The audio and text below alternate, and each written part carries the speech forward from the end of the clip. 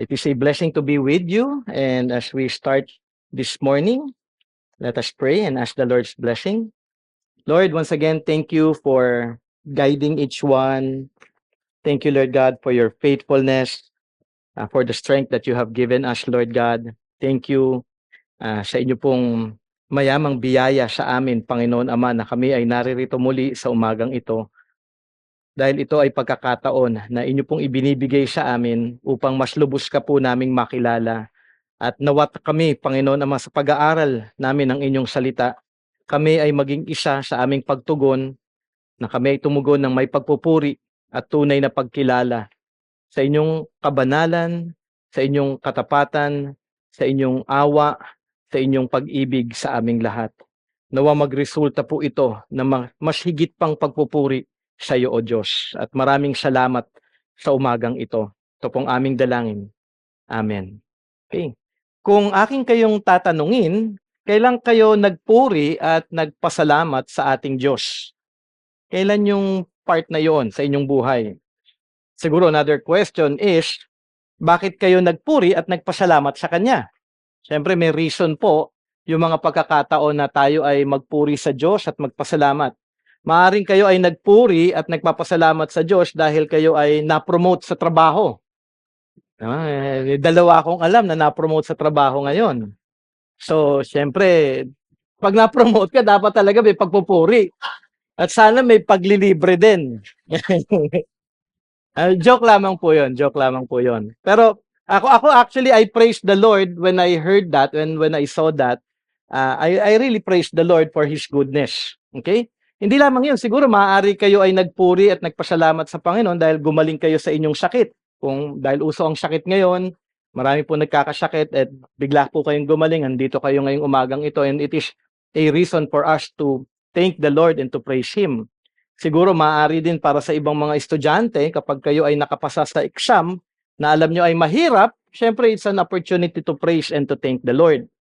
Maaari din dahil sa relasyon mo sa Diyos, na sana lahat tayo, ito actually yung reason natin every day to give praise and to give thanksgiving para sa ating Panginoong Diyos, na ito po yung mahalagang paalala para sa ating lahat.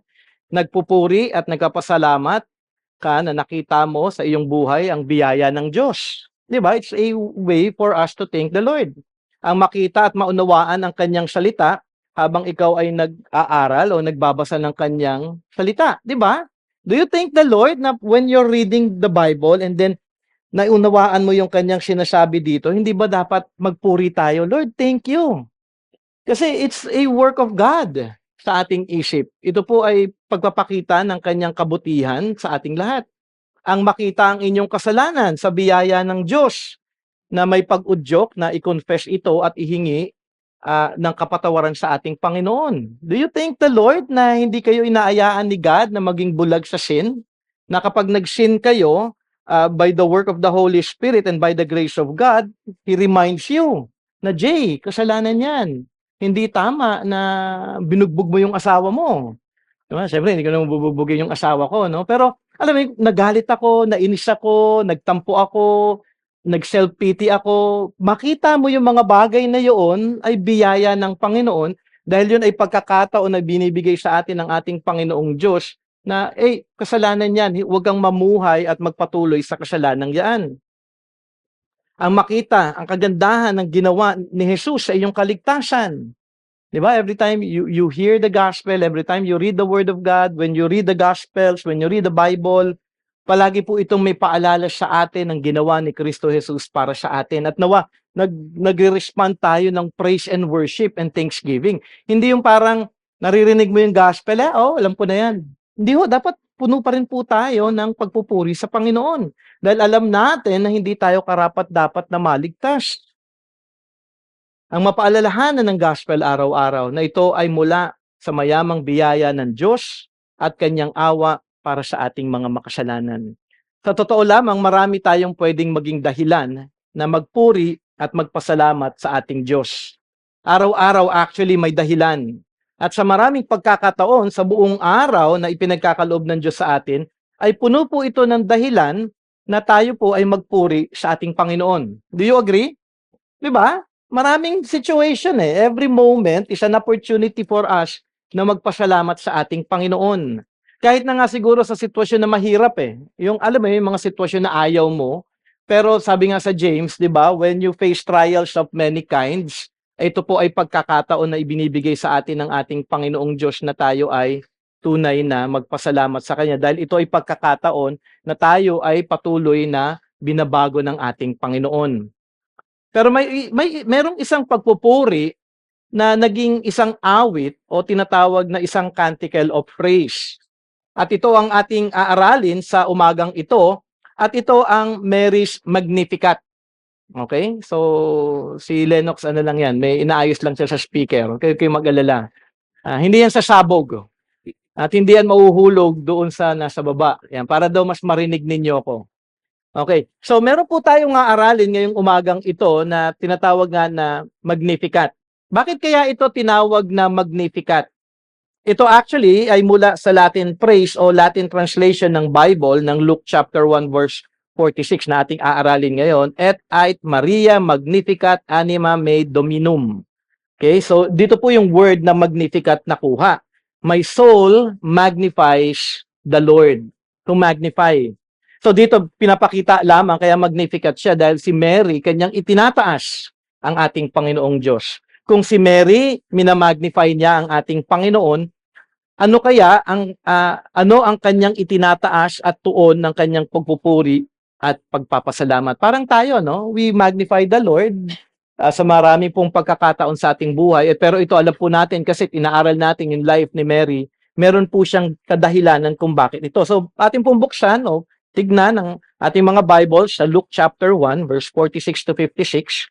Babasahin ko lamang po ito. I'll be reading in ESV version. Sabi po dito, verse 46, and Mary said, my soul magnifies the Lord, and my spirit rejoices in God my Savior. For he has looked on the humble estate of his servant. For behold, from now on, all generations will call me blessed. For he who is mighty has done great things for me, and holy is his name. And his mercy is for those who fear him from generation to generation. He has shown strength with his arm. He has scattered the proud in the thoughts of their hearts. He has brought down the mighty from their thrones and exalted those of humble estate. He has filled the hungry with good things, and the rich he has sent away empty. He has helped his servant Israel in remembrance of his mercy, as he spoke to our fathers, to Abraham and to his offspring forever. And Mary remained with her about 3 months and returned to her home. Hatiin po natin yung ating pag-aaral, ito pong Magnificat into 3 parts. Mercy to Mary, mercy to those who fear him, and mercy to his people. So simulan po natin, mercy to Mary. Siguro naiisip ninyo, bakit kaya mercy? Actually, ito po kasi yung buong kabuuan po ng Magnificat. It's about the declaration of God's mercy kay Mary, sa lahat ng mga tao at sa bayan ng Israel. Okay? Dahil ito ay pag-alala ni Mary sa Diyos na ito ay pagpapakita ng kanyang mercy sa kanya. So unang-unang recipient ng mercy ay dito ay si Mary. Ano nga ba ibig sabihin ng mercy ng Diyos? Okay? Wayne Grudem defined it this way. Sabi niya sa kanyang systematic theology, God's mercy means God's goodness toward those in misery and distress. Maganda po yun, pero medyo may kakulangan po yung kanyang definition. Pero tama po yun. Yun po ay pagpapakita ng kabutihan ng Diyos sa mga tao who are in distress. John MacArthur, at mas maganda po yung kanyang definition dito, sabi niya, God's mercy describes him as perfectly having deep compassion. Okay? Deep compassion for creatures, people, such that he demonstrates benevolent goodness. So the same with Grudem, yung goodness, to those in a pitiable or miserable condition, even though they do not deserve it. Yun yung pinaka-importante. We are in a situation na mahirap at hindi tayo karapat-dapat sa kahit anong mercy ni God, pero binigyan niya pa rin tayo ng mercy. Sa totoo lamang po, kung ating titignan, dahil sa ating pagiging makasalanan, hindi po tayo dapat kaawaan ng Diyos. Karapat-dapat lamang na ating matanggap ang kanyang kaparusahan, ang kanyang galit sa ating mga kasalanan. But because of God's goodness, inabot niya pa rin tayo with mercy. Hindi tayo karapat-dapat dito, pero pinakitaan niya tayo ng pag-ibig, ng awa na hindi, pakitaan kita ng pag-ibig. At ito siguro ay magandang paalala para sa ating lahat na tayo ay patuloy na tumatanggap ng mercy o awa ng Diyos sa bawat sandali. Nakikita niyo ba yon? Every moment is a showing of God's mercy. Paggising niya sa umaga, hindi na dapat tayo mabuhay. Pero binigyan pa rin niya tayo ng buhay. Di ba?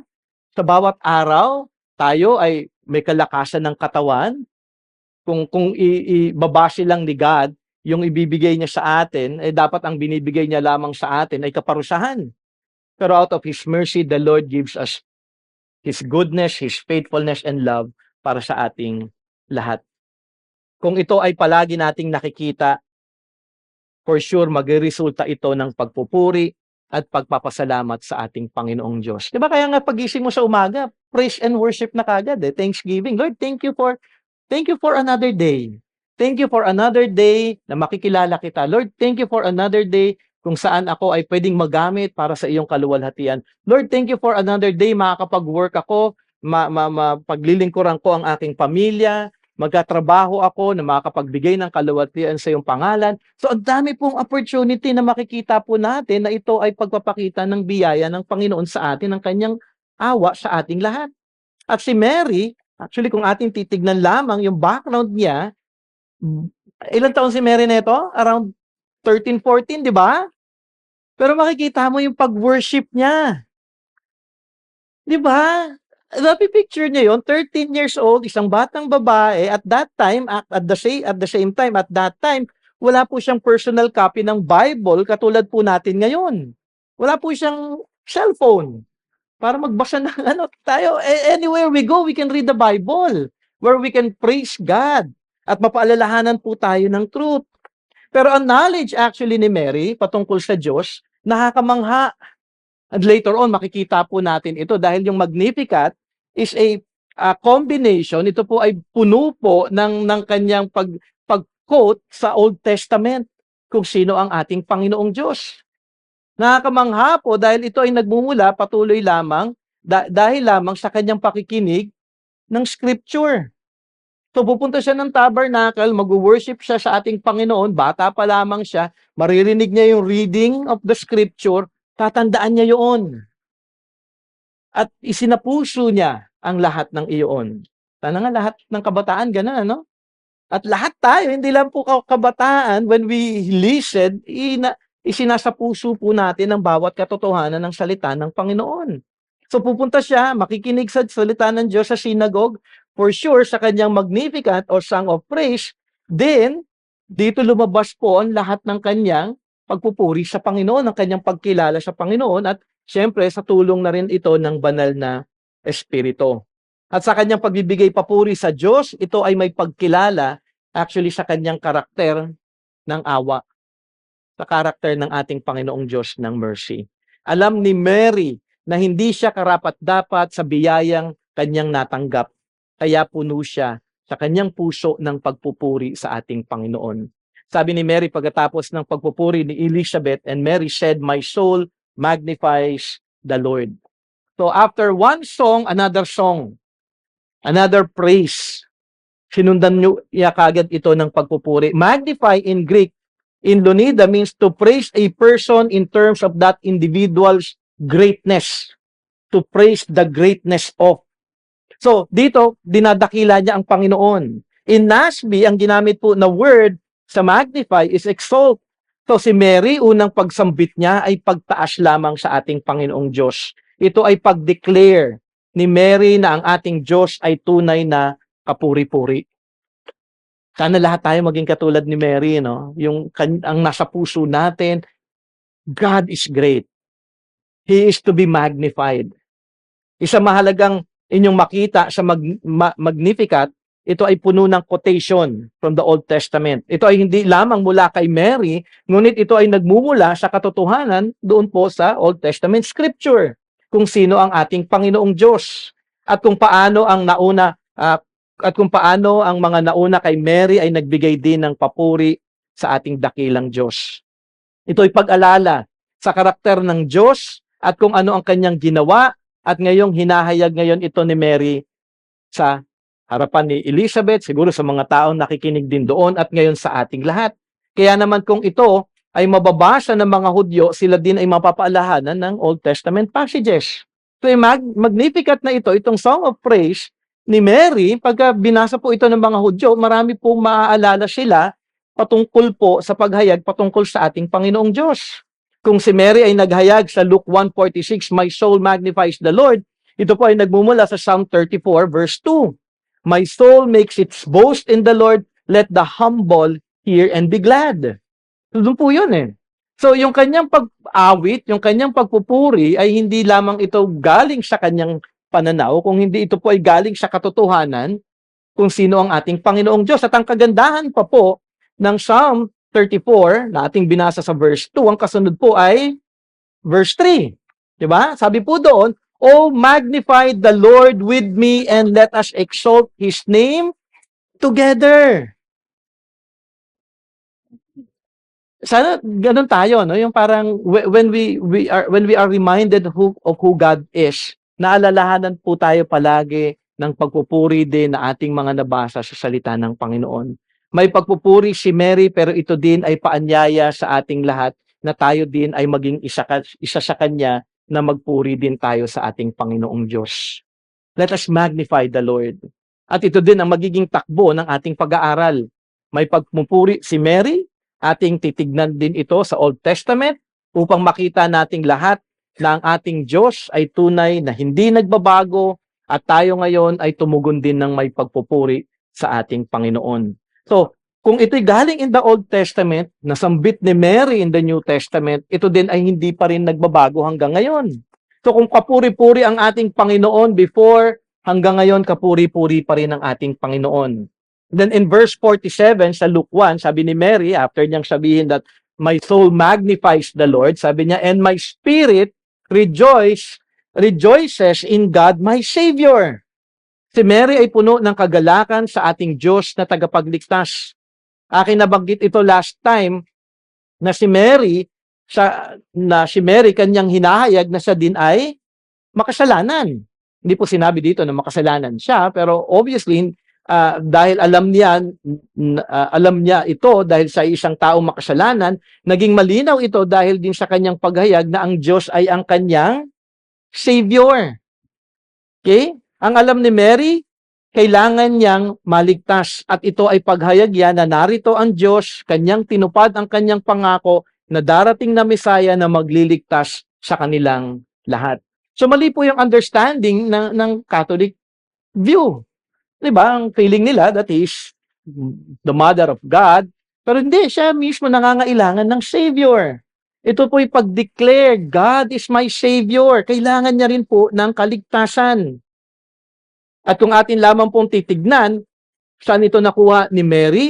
Sabi po sa Psalm 35 verse 9, "Then my soul will rejoice in the Lord, exulting in His salvation." Anong pagkakaiba, no?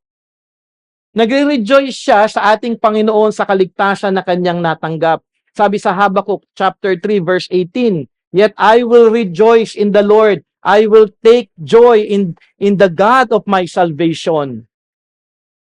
Ikaw nga din ba sa iyong pagkilala sa Diyos na naligtas sa atin, na nagligtas sa atin, puno nga din ba ang iyong puso ng pagpapasalamat? Pero pag naalala nyo si Jesus Christ, pag naalala nyo ang gospel, do you thank the Lord? The Lord, thank you for saving me. Lord, thank you for this grace. So, alam nyo, pag binabanggit nyo yun at naiisip nyo yung mga bagay po na yun, yun din po ay pagpupuri sa Panginoon. Hindi naman ito kailangan makita at marinig ng iba, but in our minds, na patuloy po ito na nasa ating isip. Salamat, Panginoon Ama, sa kaligtasan na inyo pong ipinagkaloob sa akin. Ngunit ang tao ngayon ay nalalayo na sa katotohanan ito. Maging maraming mananampalataya ay nahulog na sa pananaw ng mundo. Ang kanilang kagalakan ay ano? Kung si Mary, ang kagalakan niya ang kaligtasan ng Panginoon, ang mundo ngayon, ang kagalakan ay hindi na Diyos. Ang kagalakan ng tao ay pera, material na bagay, o relasyon. Kung magkakaroon ako ng girlfriend o boyfriend o asawa, ito ang joy ko. 'Di ba? Gano'n ang maraming tao, eh. Parang ang lungkot-lungkot ng buhay nila kasi wala silang girlfriend. Lungkot-lungkot ng buhay wala silang boyfriend. Pero Christian, tapos nakabase ka sa tao? Hindi ba't nakakalungkot 'yun? Ang kagalakan natin ay ang Panginoon. Ang iba naman ang kagalakan nila, kung ako makakapunta sa lugar na ito at makakapagbakasyon, 'di ba? Actually wala pong problema sa lahat ng ito. Puwede naman po maging kagalakan 'yoon, pero hindi siya yung pinakakagalakan natin. Ang problema malungkot sila kung wala ang mga ito, hindi masama ang pera, gamit o relasyon o yung pagpunta o pagbabakasyon ninyo, pero ang nakakalungkot defined ang joy ng mga taong ito sa mga bagay na ito na hindi at hindi ang kagalakang hatid ng kaligtasan ni Jesus. Kung wala kang pera, may joy pa rin dapat tayo, 'di ba? Naranasan niyo na bang walang pera? Ah, naranasan ko ng walang pera, mukhang lahat kayo wala. Pero buhay pa rin kayo, 'di ba? Pero nakakakain pa rin kayo, 'di ba? Nakapunta nga kayo dito, eh. Naglakad na lang kayo nga lang from siguro kung kunyari daw nasa, Portofino kayo.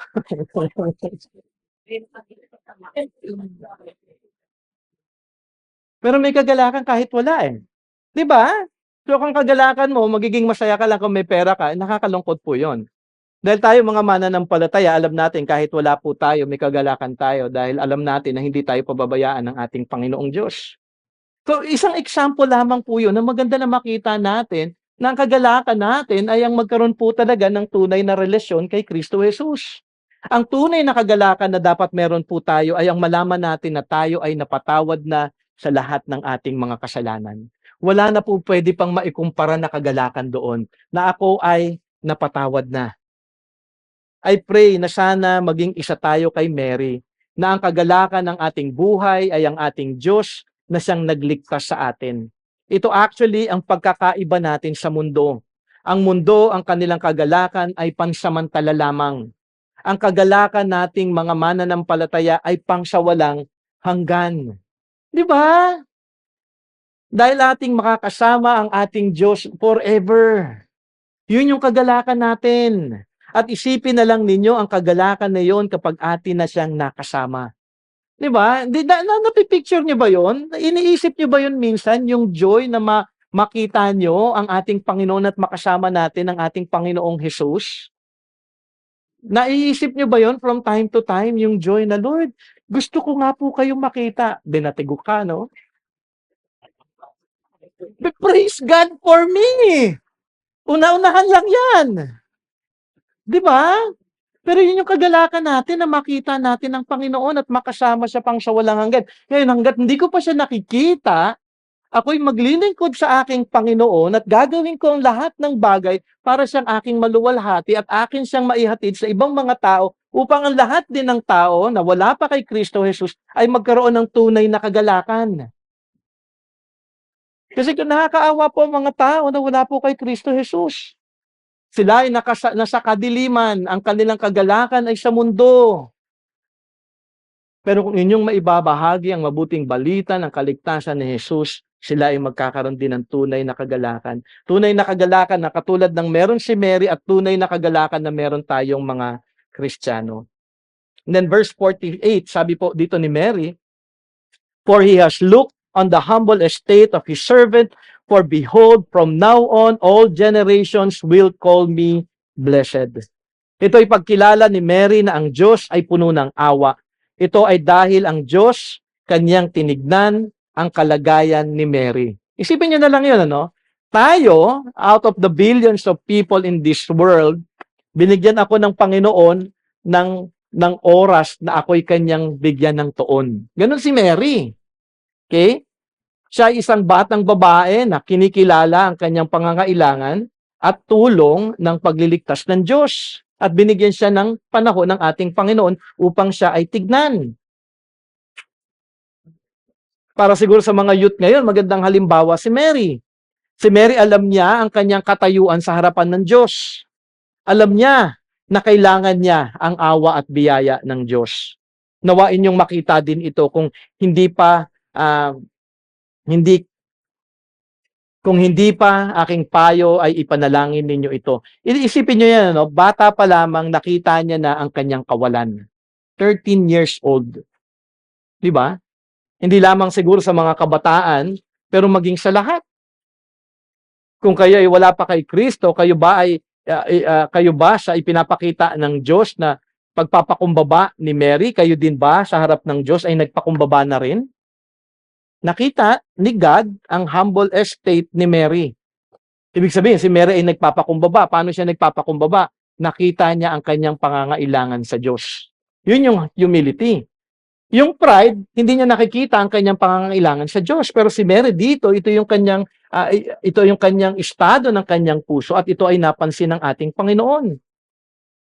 Ibinigay ng Diyos sa atin ang Magnificat, hindi para itaas si Mary, kundi para makita natin ang kaluwalhatian ng ating Panginoong Diyos at kung paano tayo tumugon sa kanyang harapan. Tinataas dito yung kabutihan ng ating Panginoon, na ang Diyos ay kapuri-puri. Sabi nga, sa Psalm 138 verse 6, "For though the Lord is high, He regards the lowly, but the haughty, He knows from afar." So may contrast, may pagkakaiba. Kung ikaw ay tunay na magpapakumbaba, ikaw ay kikilalanin ng Diyos. Kung ikaw ay mapagmataas, kilala ka din ng Diyos, ngunit ikaw ay malayo sa Kanya. Malayo ka sa Kanyang harapan. Sino ang kikilalanin ng Diyos? Ang magpapakumbaba. Sino ang magiging malayo sa Kanya? Ang mga taong mayayabang. Ikaw ba ngayon ay magpapakumbaba? Kikilalanin ang iyong pagiging makasalanan at ang iyong pangangailangan sa Diyos. And then kung ikaw ay tunay na magpapakumbaba, God will regard you. Ikaw ay Kanyang ililigtas.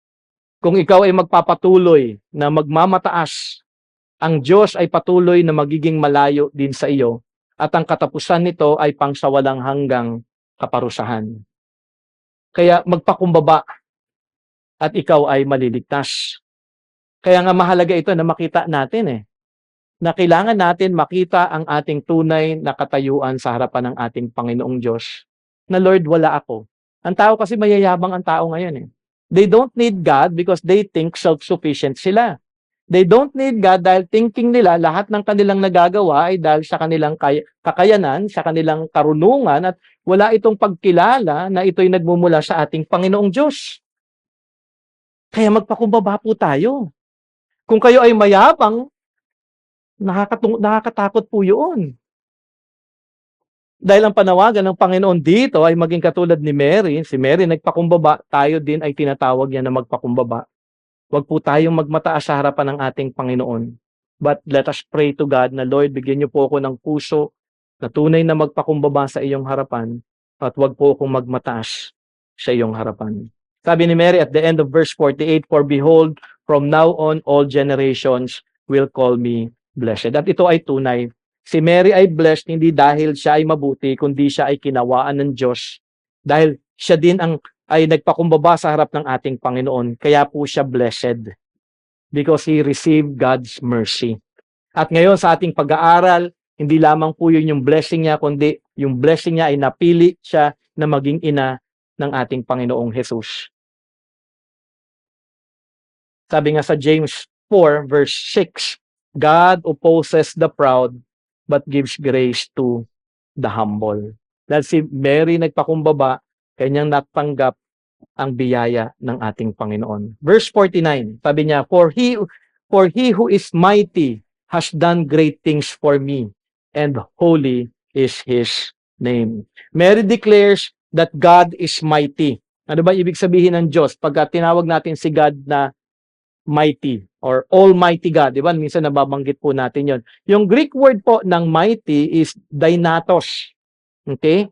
In Lunida, it is defined this way. Sabi nga, a title for God, literally, the one who is able, one who is capable of doing anything, the mighty one, mighty God, the Almighty. Mary declared na kaya ng Diyos gawin ang lahat ng kanyang kalooban. Walang imposible sa ating Panginoong Diyos, na ang Diyos ay tunay na makapangyarihan. So mahalaga na makita natin yun, ano? Kasi tayong mga, kahit na mga Christian tayo, palagi tayong nandun sa sitwasyon na, ay, mukhang hindi yata ito pwede. Pero the Lord is Almighty. Ay, mukhang yung anak ko hindi na maliligtas. Ang tigas ng ulo talaga niyan eh. Parang ano yan, little devil. Di ba? Alam mo yun, parang ang thinking natin, yung tingin lang natin na kung ano yung kaya lang ng tao at nawala na yung ating tamang pagkilala kung sino ang ating Panginoong Diyos. Walang imposible sa Panginoon. Kaya niyang baguhin ang lahat ng puso ng tao. Kaya niyang iligtas ang kahit na sino pang makasalanan. Ito yung dinideclare ni Mary sa kanila. At kinikilala ni Mary that God has done mighty things sa buhay niya. Isa na dito ay ang mapili siya na maging ina ni Jesus at na magliligtas sa taong makasalanan. Mary also declares that God is holy. Siguro yung salitang holy sa inyo ay mas madaling intindihin na ang Diyos ay hiwalay sa kasalanan. Kaya hiwalay siya sa kahit na anong kadiliman o kasalanan man. Bagamat ang tao ay makasalanan, ang Diyos naman ay makapangyarihan na kaya niyang iligtas ang bawat tao na nasa kadiliman at namumuhay sa kanilang mga kasalanan. Kaya nga sabi din sa Psalm 89 verse 8, O Lord God of hosts, who is mighty as you are, O Lord, with your faithfulness all around you. Psalm 99 verse 3, sabi din doon, let them praise your great and awesome name. Holy is He. So yung doctrine ni Mary, kahit na siya ay 13 years old na batang babae lamang, tama yung kanyang pagkilala sa ating Panginoong Diyos. Hindi ba kayo namamangha doon? Di ba? Ako, kailan ko natutunan lahat ng mga ito? 25 years old na ako. Pero si Mary, wala pang Bible siyang hawak, pero makikita natin ang kanyang pagkilala sa Diyos ay tama. At dahil sa tama niyang pagkilala sa Panginoong Diyos, makikita natin ngayon yung kanyang pagpupuri sa Kanya. Kaya nga, the more we know God, the more we grow in our understanding kung sino ang ating Panginoong Diyos, tunay din na mapupuno ang ating puso ng pagpupuri. Ang problem, kaya hindi po tayo nagpupuri sa ating Panginoon dahil hindi tayo lumalago sa Kanyang salita. Hindi tayo lumalago dahil hindi tayo nag-aaral, kaya walang pagpupuri. Pero the more we read, the more we study, the more we are reminded kung sino ang ating Panginoon, resulta nito pagpupuri. Ang problema, mga mananampalataya, nagpupuri na lang sa Diyos pag may magandang nangyari. Hanggang doon na lang. Napapansin niyo yun? Ay, ang bless ko, may regalo ko. Praise the Lord. Pagka meron na lang magandang nangyari, doon na lang naiisip ang Panginoon. Kakain. Sana naman pagka kumakain kayo, no? Nagpipray kayo at nagpapasalamat, huwag naman yung kakain kayo, kain na lang ng kain. Kasi blessing ni God yun. Sana hindi tayo naiwan lang doon sa ganong klaseng pananaw lamang na magti-thank you tayo dahil may evidence. Pero mapuno tayo sa bawat pagkakataon ng pagpupuri. Sa paggising sa umaga, sa ating ginagawa. Do you praise God dahil may trabaho kayo? Diba? Hindi yung parang nagtatrabaho kayo, galit pa kayo. Sa mga paloob mo. But in reality, ang daming tao walang trabaho. Di ba? Masaya ba kayo sa anak ninyo?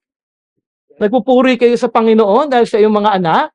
Dapat lamang, dahil maraming mga tao na gustong magkaanak, hindi magkaanak. Si Del kasi, yun yung kanyang trabaho sa immunology niya. Alam mo, pag naririnig ko may mga kausap sila, tumatanda na sila, 40 years old na, wala pang anak. Alam mo, ginagawa nila lahat na magagawa nila. Ako, I'm so blessed. Sabi ko nga, Lord, thank you dahil ako may isang anak. Pero baka naman yung iba sa inyo, may anak nga ako, buwisit naman sa buhay. No, we are to thank the Lord because children are a blessing from the Lord. Matigas man ang ulo nila, kasalanan mo yan kung matigas ang ulo niya dahil baka hindi mo dinidisiplina. Bugbugin nyo. Joke lang yan. Siyempre hindi. Paluin nyo. Okay, paluin nyo. Pag may kasalanan, paluin ninyo. Kapag malaki na siya, pagsabihan ninyo. Ibartulinan nyo. Joke lang yun, no? Gusto ko lang kayo maging masaya. Pero yun nga, disiplina ay napaka-importante. So marami tayong pagkakataon na pwede po tayong mapuno ng pagpupuri sa ating Panginoon dahil siya ay mabuti. At sa lahat ng inawit ni Mary, sa lahat ng kanyang hinahayag, ito ay patuloy lamang na paghayag kung sino ang ating Diyos. Siya ay makapangyarihan, siya ay banal, siya ay full of mercy, siya ay loving, gracious, understanding. Di ba nakikita niyo yun? Hindi man ito nasasabi, but in principle, ito po ay pagkilala kung sino ang ating Panginoon. Ito nga din ba ang inyong pagkilala sa ating Diyos?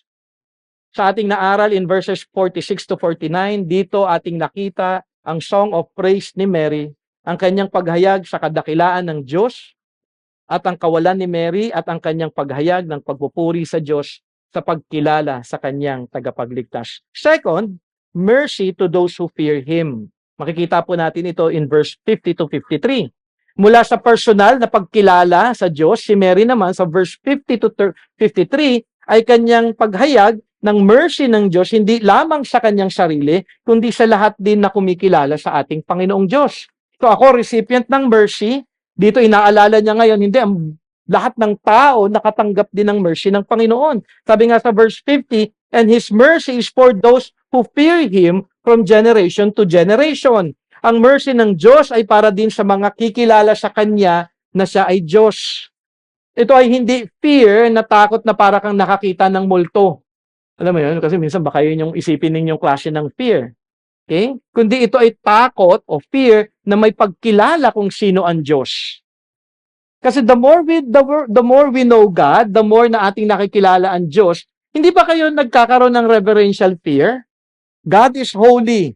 Pag sinabing God is holy, sana hindi kayo, okay, God is holy. Hindi, God is holy. Ako makasalanan. God is patient. Oh Lord, hindi po ako patient. Malayo ako sa'yo. Napaka-impatient ko. Ngayon na nga lang, iniisip ko na nung oras matatapos si Pastor Jay. Diba? So, every character of God, pag nire-reflect natin yung ating sarili, kung sino siya, dahil perfect yung kanyang character, nasasalamin natin sa ating mga sarili, ang layo natin sa Panginoon. Kawaan mo ko, Diyos. At mahalaga na makita po natin yung takot na may pagkilala kung sino ang ating Panginoon. Sabi nga in Greek, ang word na fear is phobeo. Ano maalala nyo doon kapag sinabing phobeo? Phobia, di ba? In Lunida, sabi nga, yung fear, to have profound reverence and respect for deity with the implication of awe. May pagkamangha. And bordering in fear. To reverence, to worship. So dito makikita natin na ang mercy ng Diyos ay para sa lahat ng may takot sa Kanya. Matatanggap ko ang mercy ng Diyos. Takot na nagresulta ng pagpupuri sa Diyos at aking ngayon matatanggap ang Kanyang awa. Ikaw nga ba ay may holy fear sa ating Panginoong Diyos? Ang pangako dito ay ikaw ay makakatanggap ng Kanyang mercy. At ito ay hindi para lang sa kanilang panahon, kundi ito ay para din sa ating henerasyon at sa mga susunod pang henerasyon. Kung tama ang ating pagkilala sa Panginoon, mercy every day, mercy of salvation. Kaya ang panawagan natin sa lahat ay kanilang kilalanin ang Diyos at sila ay at siya ay kanilang purihin dahil ang Diyos ay tunay na kapuri-puri. Paano ito?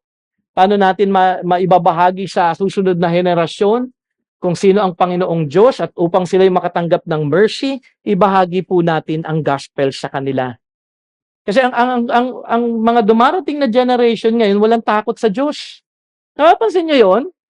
Diba? When you go to YouTube or sa news, ang tao ay patuloy na, sabi nga, from bad to worse.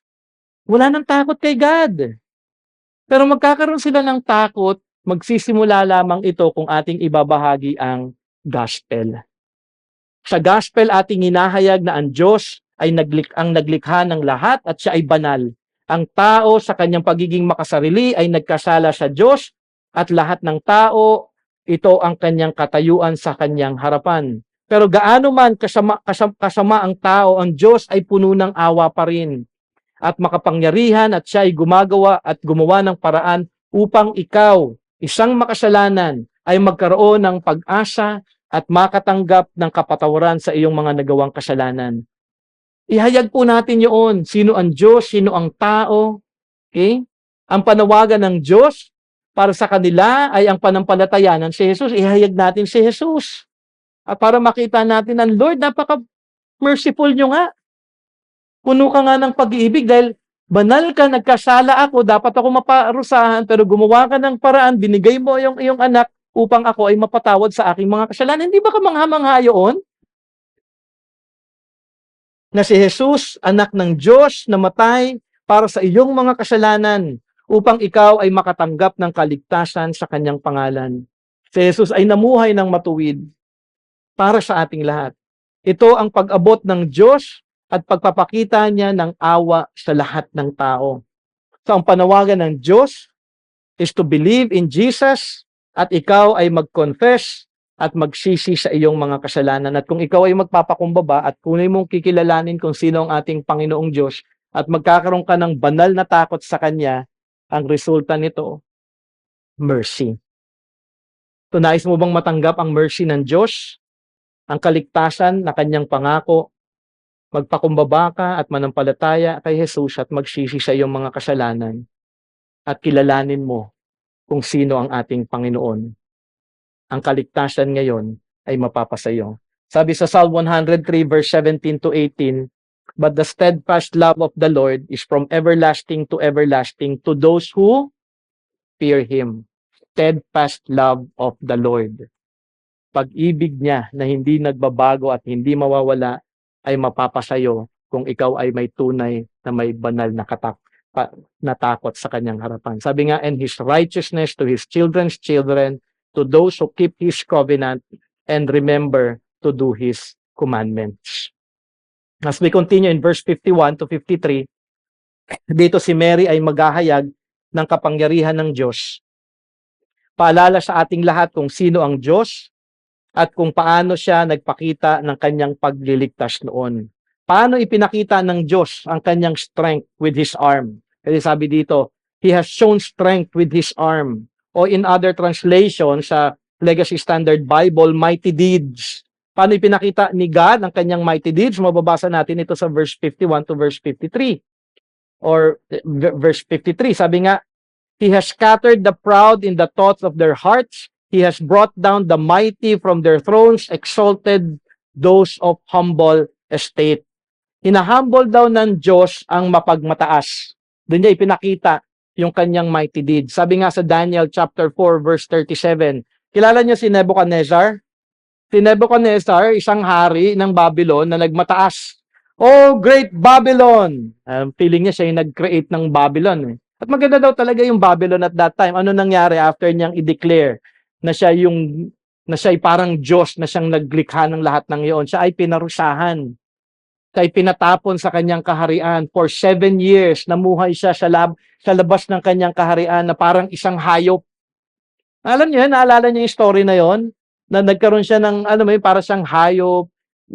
And then that time, makikita natin sa Daniel 4:37, now I, Nebuchadnezzar, praise, exalt, and honor the King of heaven, for all His works are true and His ways just, and He is able to humble those who walk in pride. Na-humble si Nebuchadnezzar eh. Paano siya na-humble? Habang siya ay parang isang hayop, tumingin siya sa langit at inacknowledge niya that God is God. At doon muli binalik siya sa kanyang trono, sa kanyang pagiging hari. So ikaw ba ay mayabang, mapagmataas? Ang Diyos sa kanyang kapangyarihan, ikaw ay kanyang ibababa upang ikaw ay tumugon sa kanya ng pagpupuri. Ang mapagmataas, sino ang kanyang palaging pinupuri? Sarili niya, di ba?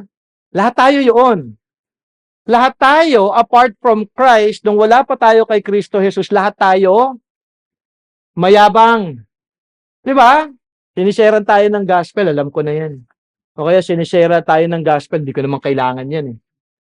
Dahil thinking natin, okay na tayo. Thinking natin, mabuti tayo. Ang yabang natin eh. Pero kita nyo, no? Ang unang mighty deed na ipinapakita sa atin ng Panginoon dito, hinahumble daw niya ang mga mayayabang. Ba't hindi parang sinabi na hinawi ni God yung Red Sea at nakadaan, di ba? Alam mo yun, may pillar of clouds, pillar of fire pagkagabi. Pwede yun eh, mga mighty deeds ng ating Panginoon yun eh. Kunyari, yung story nung kay Gideon, kung paano siya niligtas ang kanilang bayan. Pero dito ipinapakita na ang Diyos, dahil ang tao ay mayabang, ibababa niya upang siya ay tunay na dakilain. Siya, sabi ni Mary, ang aking Diyos ay makapangyarihan, binababa niya ang mga mayayabang. May pagbaba sa nagmamataas at sabi din ni Mary, may pagtaas din sa mga nagpapakumbaba. Sabi sa Psalm 75 verse 7, but it is God who executes judgment, putting down one and lifting up another. James chapter 4 verse 10, humble yourselves in the presence of the Lord and He will exalt you. Hindi bang napapansin na parang paulit-ulit na hinahayag sa atin ang pagbaba sa nagmamataas at ang kahalagahan ng humility dito sa Magnificat? Parang ako habang binabasa ko siya, bakit Lord paulit-ulit? Mamaya meron paulit ganon. May paalala sa ating lahat. Kung kayo ay hindi pa nakakatanggap ng awa ng Diyos, ito ay maaaring dahil kayo ay mapagpataas sa inyong mga puso. Hindi kinikilala ang kanyang kabanalan, hindi kinikilala ang kanyang kautusan, nais at kalooban, na ang inyong buhay ay puno ng pagsunod sa inyong nais kaysa pagpapasakop sa kalooban ng Diyos. Nawa inyong makita ito, na ang inyong pagtalikod sa kautusan o kalooban ng Diyos ay pagmamataas laban sa Kanya. It is pride. Mamaya nga sa youth namin, I'll be teaching sa John chapter 8, na you will die in your sin unless you believe that I am He. You will die in your sins. Kung ikaw ay magmamataas, you will die in your sins. Ang panawagan doon is humility. You are to believe. Kaya dito may panawagan ng ating Panginoon, huwag ka nang magmataas. Magpasakop ka. Kung ikaw tingin mo Christian ka, pero namumuhay ka in disobedient life, pagmamataas pa rin yun. Hindi ka siguruhan na sinabi mo Christian ka na, pero you are living a life of disobedience. Disobedience is pride. Kasi ang thinking mo, gagawin ko ang tama, hindi yung kalooban ng Diyos. Nakukuha niyo ba yun? Nakikita niyo yun? That ang pinaka-root ng sin natin, yung disobedience natin is pride. Kasi thinking natin, mas magaling tayo sa Diyos. Hindi niyo sasabihin na magaling kayo sa Diyos, pero gagawin niyo yung laban doon sa kanyang kalooban. At nakakatakot po yun. Kaya nga minsan magtataka kayo kung bakit kayo pinaparusahan ng Panginoon. Kasi nga binababa kayo. Para makita natin ang ating tunay na kalagayan sa harapan ng Panginoon. Nais ng Diyos sa lahat, na tayong lahat ay magpakumbaba upang ating matanggap ang kanyang awa. Kasama nito ay ang kanyang biyaya para sa kanyang mga anak. So, kapag magpapakumbaba ka, may blessing ito sa ating Panginoon at ito ay para din sa ating lahat na nakatanggap ng biyaya ng kaligtasan. Verse 53, sabi doon, He has filled the hungry with good things, and the rich He has sent away empty. Sabi din po ito sa Psalm 107 verse 9, For He has satisfied the thirsty soul, and the hungry soul He has filled with what is good. Ito ay hindi nakatuon sa pangangailangan ng pagkain ng ating katawan. Pwede naman po yun talaga dahil ang Diyos ay nagpo-provide ng lahat ng ating mga pangangailangan, kundi ang tunay na pangangailangan ng tao. At ito ay ang kaligtasan. Muli, ito ang tema ng pagpapakumbaba. Si Mary, alam niya ang kanyang pangangailangan at ito ay ang awa ng Diyos. Dahil siya ay nagpakumbaba, siya naman ay pinunan ng Diyos ng kabutihan. Si Mary ay kinaawaan ng Diyos at kanyang natanggap ang kaligtasan. Pero sa mga tao na sa tingin nila na sila ay walang pagkukulang at sila ay mabuti, na sa kanilang pananaw, sila ay walang matatanggap sa Diyos na awa, kundi kaparusahan lamang. Ang Diyos ay makapangyarihan, sabi nga sa Luke 1:50-53, at ang kanyang ipinakita ang kanyang kapangyarihan sa pagbaba sa mga nagmamataas. Iyo nga bang natanggap ang kapangyarihan ng Diyos sa iyong buhay?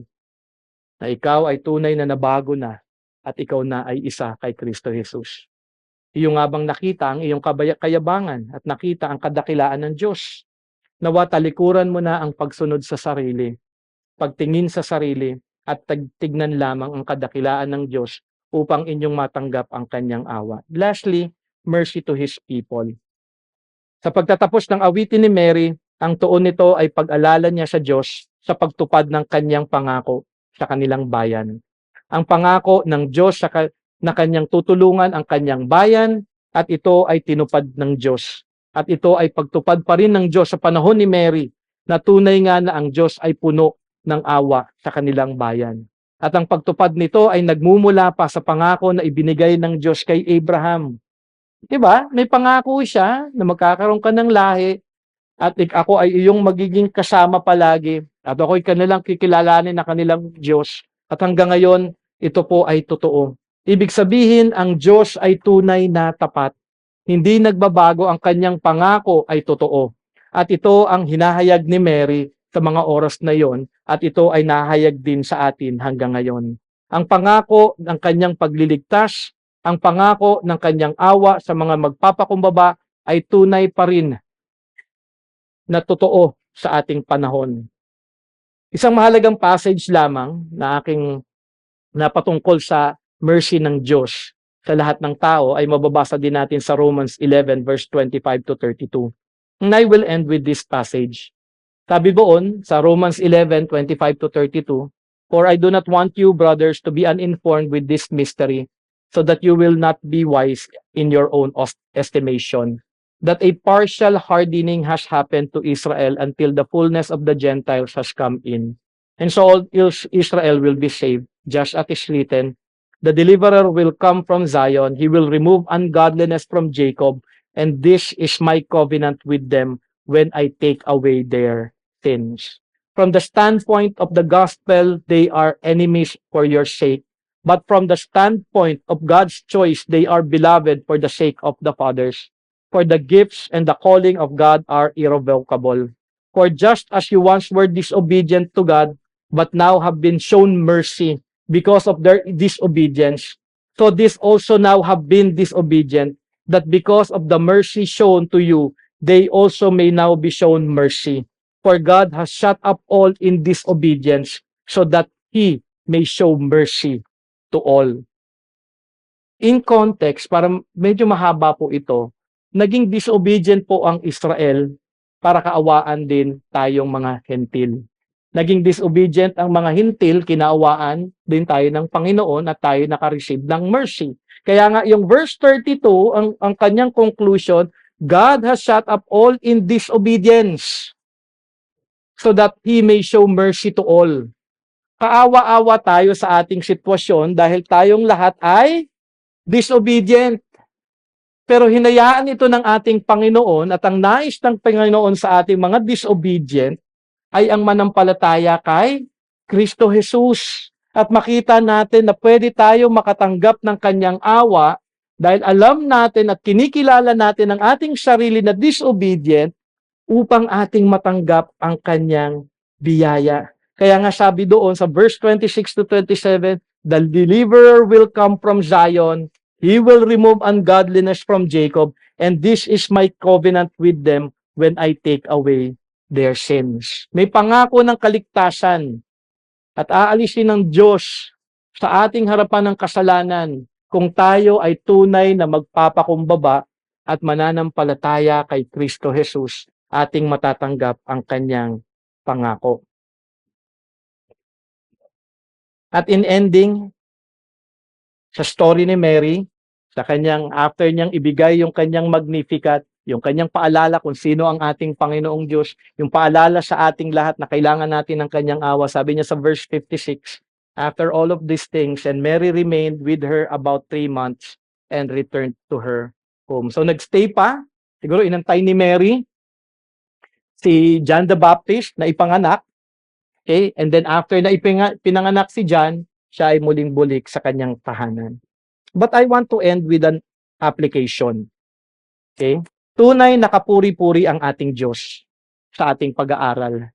Ang kanyang awa, ang kanyang pangako ng pagliligtas, ang pagbaba niya sa mga nagmamataas, at ang pagtulong ng Diyos sa mga nagpapakumbaba kung ikaw ay tunay na sa biyaya ng Diyos ay nagpakumbaba at naligtas na sa kanyang awa, hindi po yun ending.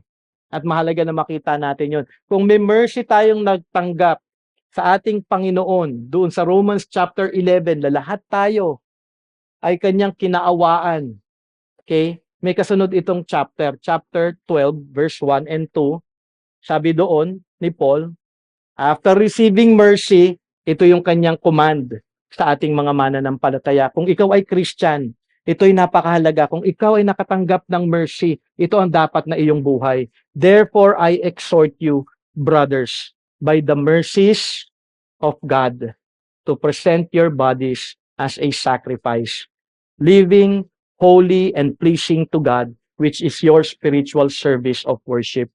And do not be conformed to this world, but be transformed by the renewing of your mind, so that you may approve what the will of God is, that which is good and pleasing and perfect. Kung ikaw ay nakatanggap ng awa ng Diyos, ikaw ngayon ay mamuhay na para sa kanyang kaluwalhatian. At for sure, si Mary, ito ang kanyang naging buhay. Namuhay siya para sa kaluwalhatian lamang ng ating Panginoong Diyos. Let us pray. Lord, once again, thank you for your word. Thank you for your reminder kung sino ka, O Diyos, sa aming buhay, kung gaano ka kadakila, Panginoon Ama. Maraming salamat sa inyong salita dahil hindi po kayo nagkukulang sa aming lahat. Patuloy niyo pong ipinapakilala ang inyong sarili. Patuloy niyo pong inihahayag ang aming tunay na katayuan kung kami ay malayo pa sa iyo, Panginoon Ama. Salamat dahil patuloy po kayong umaabot sa mga taong mayayabang, sa mga taong palalo, sa mga taong mapagmataas, at may pag-asa sa kanila dahil kayo ay mighty at walang imposible sa inyo dahil kaya niyo po, Panginoon Ama, ipababa ang puso ng mga matatayog upang sila ay tunay din na magpuri sa inyong harapan. Lahat po kami ay iyon, Panginoon Ama. Lahat po kami ay naging mayabang. Lahat kami ay naging mapagmataas. Pero by your grace and because of the gospel na inyo pong inalaw na amin pong mapakinggan at maunawaan, nakita po namin ang aming kayabangan. Nakita po namin ang aming kasalanan. At sa iyong awa, kami po ay tumugon ng may pagpapasalamat sa inyong biyaya na makita ang lahat ng ito at makilala si Kristo bilang aming tanging pagtagapagligtas at aming Panginoon. At ngayon, Panginoon Ama, sa biyayang aming natanggap, sa awa na inyo pong ipinagkaloob sa amin, aming dalangin na magpatuloy po lamang kami na mamuhay na sumusunod sa iyo, patuloy na nababago ang aming mga isip sa katotohanan ng inyong salita, at patuloy, Panginoon Ama, na hindi na namumuhay para sa aming mga sarili, kung hindi para lamang sa kaluwalhatian ng inyong pangalan. Maraming salamat, O Diyos, sa umagang ito at sa inyong salita. Ito pong aming dalangin. Pangalan ni Jesus. Amen and amen.